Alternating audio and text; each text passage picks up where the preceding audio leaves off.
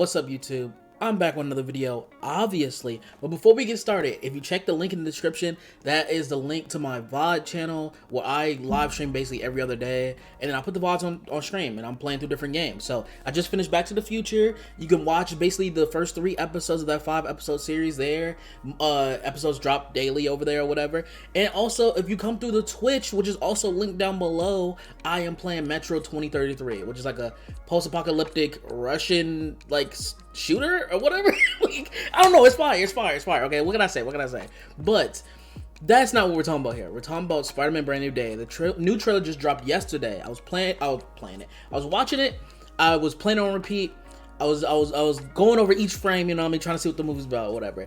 And not gonna lie, we finna push some nasty agendas today. We finna push some nasty what the Kyrie stands felt when SGA won a championship. What certain fan bases are pushing now that Jalen Brunson and the Knicks have won a championship is what I'm pushing today. Let this movie be good. I used to be a Toby super fan, okay? Right? Not gonna lie, if this movie is as good as everyone has been hyping it up to be, Toby needs to move out the way. There's a new GOAT in town. You know what I mean? It's gonna be like the LeBron Jordan debate, all right? Where people are like, man, if LeBron gets one more, we're like, there's no more GOAT debate. He is the GOAT. You know what I mean? Listen, let's have a dialogue here. I talked about it before with my friends. I talked about it before online here before. How people are just hesitant to say that Tom Holland is the best Spider-Man because, he has too many heroes in his movies. He has too many, and it's crazy because it's kind of like I'm doing a lot of basketball analogies. I've been watching a lot of basketball recently. It's kind of like the Wemby and Giannis debate, where they criticize Giannis for not playing like Wemby, and they criticize Wemby for not playing like Giannis. It's the craziest thing to me.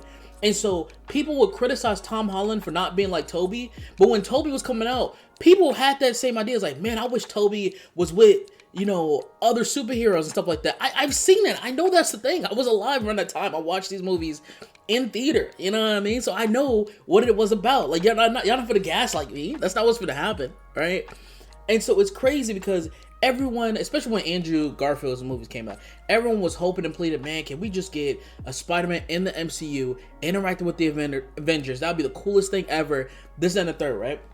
And we get that, and we're getting solid to great movies, all right? Now, not for to sit here and say that the outside of No Way Home, I think No Way Home is one of the best Spider-Man movies. It's like top 3 for me because after the first 2 Tobey Spider-Man movies, every other Spider-Man movie is at the same level or worse, which is Amazing Spider-Man 1 and 2. I think Amazing Spider-Man 1 and 2 are way below Tom Holland's movies, and Tom Holland's movies is just in that middle pack. But No Way Home, I would put as the 3rd best Spider-Man movie, right? And so, obviously, after 2 and 1, or you can argue after Spider-Man 2, you could argue that No Way Home is at the same level of a Spider-Man 1.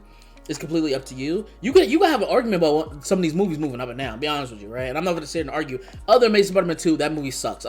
We not going to have. If this is the debate you want to die on, we're not having this discussion. But anyway, the thing is that okay, worst case scenario, you think Tom Holland's movies are average, right? If you take away just his solo films, right? But then you add in the Avengers, then you add, you know what I mean, all the stuff he was in for majority of the movies, and it's like, bro, how can you sit there and say that Tom Holland Spider-Man isn't him? You know what I mean?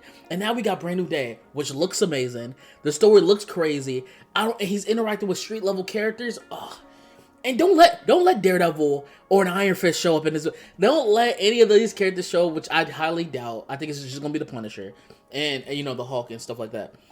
But don't let the sequel to this movie turn out to be, okay, we're going full street level where we're having the Defender show up. We're gonna have a dialogue. But if this movie is as good as everyone says it is, and it's going in bold new directions that we haven't seen yet, and they're doing all these things that really establishes Spider-Man the street level a status in the MCU, you know what I mean, that people been begging for.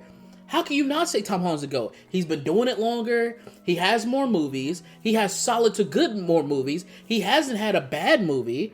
Like, don't listen to people on Twitter talking about Far From Home is the worst Spider-Man movie ever. No, it is not. Like, if you gave Andrew Garfield that exact same movie, people would be glazing it to death. Like, let's not have this conversation about this movie being the worst movie ever. Especially when Spider-Man 3 and Amazing Spider-Man 2 exist. Like, we're not having these conversations, okay? No. Because bare minimum, you could say it's an average movie. It's okay. It gets the job done. That is much better than what we was having before, okay?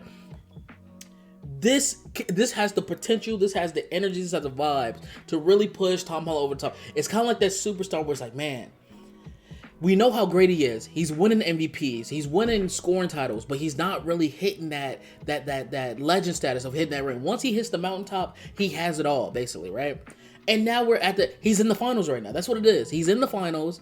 He's playing. It's kind of like how Giannis was when he was playing against the Suns, right? It was like, yo, he's down 0-2, but like, you know, if he gonna able to pull this around and win this, you know, we have a different conversation about Giannis, and that's what happened. I feel like this is the turning point of Tom Holland, and I think this trilogy is going to end with Miles Morales being established. I think this is how it's going to end.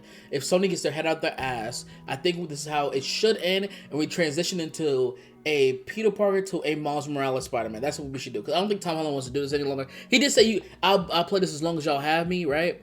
And I really hope it turns into a, hey, let's do what Insomniac Spider-Man is doing, which I have a lot of gripes about that in their universe. I'll talk about that in another video. But I really do like the thing of like there's two Spider-Mans active at the same time. And I really hope they have it where since there's two Spider-Man, Sony would be like, hey, you could take one of the Spider-Man and do what you want in terms of them appearing in different projects, stuff like that. And then we'll take the main Spider-Man at the time and focus on him. I think that'd be fire, because then you could have best of both worlds and everyone's happy. But Sony would never do that because they're a money hungry piece of shit company. Okay, I would never defend Sony.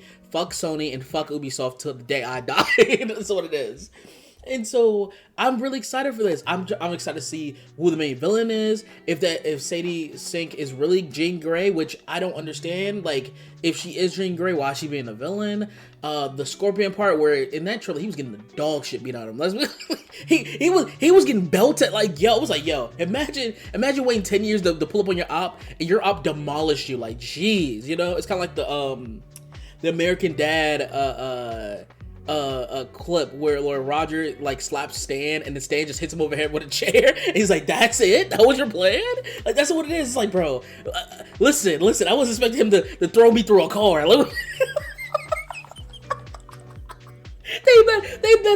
They better address the fact of like, yo, this Spider-Man's been chucking people through cars. What are we doing here, right?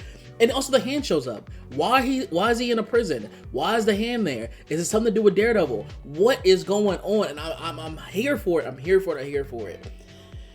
I don't know what the plan, the purpose of Punisher being there. I'm excited seeing Spider-Man interact with the Punisher. I do not like John Bernthal's portrayal of the Punisher. I'll probably say that for another video because I didn't like Punisher Last Kill, but we'll get to that later. But in terms of, I am so excited for this movie. I still need to purchase my tickets because as soon as it was available, I was at work, and then by the time I got out, damn near every ticket was sold out for that Thursday screening and for Friday. So it's like I will have to probably hold my head down and put my head in the sand until that movie, until I'm able to see the movie. But those are my thoughts. Let me know what y'all think. If this movie is good as everyone said it is, would you fully give Tom Holland the GOAT status of the best Spider-Man ever, or is there something else holding it back?